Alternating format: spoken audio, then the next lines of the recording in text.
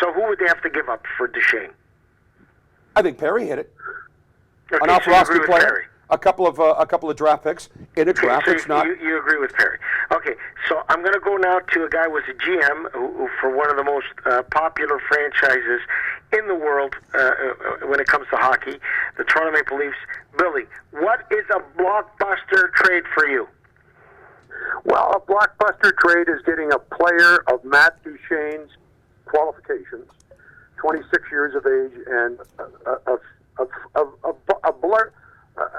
a possible superstar. He's that gifted. However, and what do the Leafs have to give up for a guy like Matt Duchene? I think they have, if in fact Colorado are saying what they're saying, and they are saying a young, capable defenseman, Morgan Rielly's gone. It's quite a gamble. And that's a big deal. That's a blockbuster. And Morgan Rielly and Tyler Bozak and probably a first-round pick for Matt Duchene. That's a lot.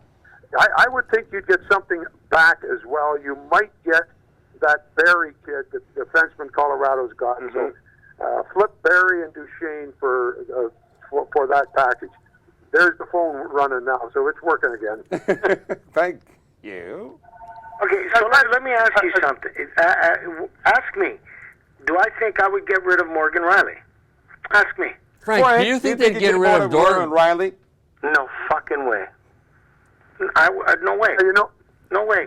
I think he's fit in very nicely into the suit that the Leafs have tried on for the last 2 seasons. And I don't think Duchene is a good gamble. I don't think you could trade your whole wardrobe for a shirt.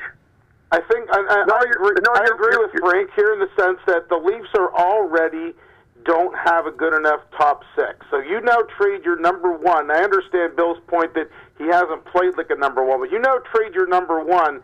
You've got to replace that with someone pretty comparable. I think if the Leafs were to make a blockbuster deal, there's talk that William Nylander would be the young player they would move to avoid, obviously, moving a young defenseman, and obviously Matthews and Marner are untouchable.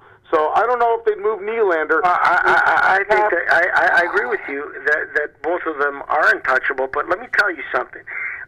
For me, what a blockbuster trade would be is they give up a bunch of their drafts for one defenseman. Well, you know what? Shattenkirk was the guy. Washington is ready to win now. I thought that what the Capitals gave up was fair. But you guys heard what I just said, right? They're not going to get rid of anybody that's on their ice right now. They would give up some futures, which sometimes you have to do in a business, right, to deal in the now. And I think that Boyle will really solidify the offense or the sales staff, and you're going to need some accountants.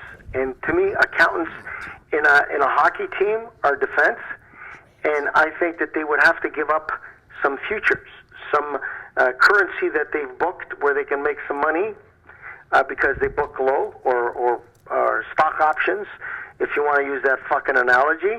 But I really don't think that, in my view, and I could be wrong, and most possibly I am, I don't think that Babcock's going to get rid of any of his guys because, I watch Babcock, and I watch body language, and I think he's pretty pleased with his fucking team. No, he is, and he should be, Frank. And, Morgan Rielly is a stretch because the point is a good one, that he is their best defenseman, according to... But he's their future, and they have him there already, and they know how that fits.